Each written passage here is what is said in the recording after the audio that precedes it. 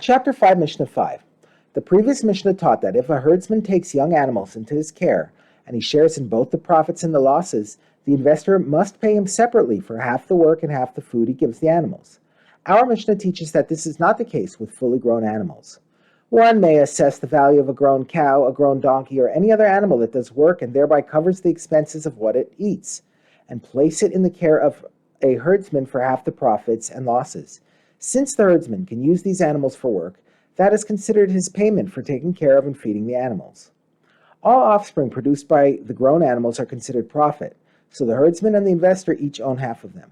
The Mishnah discusses when the herdsman may take his share of the offspring.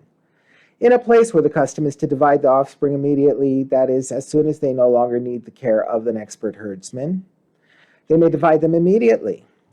In a place where the custom is to have the herdsman raise young animals until they are grown, they may leave the animals with the herdsman to raise until they are grown, and the herdsman cannot force the investor to divide the offspring before then. The previous Mishnah taught that if someone wants to give a herdsman calves or colts to range in exchange for half the profits and losses, he must pay the herdsman for half his work and half the food. The Mishnah now cites a Tana who limits this requirement. Rabban Shimon ben Gamliel says, one may assess the value of a calf along with its mother, or of a colt along with its mother, and give them to a herdsman to raise for half the profits and losses, without having to pay him anything extra for his work and the food he provides.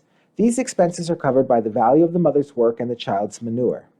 Rabban Shimon ben Gamliel concludes with another leniency in the laws of interest. A person may increase the amount he charges for rent on his field in exchange for lending the renter money to improve the quality of the field, and he need not be concerned about the extra rent being considered interest, because the increased charge is on account of the improved quality of the field, which can now be expected to produce more.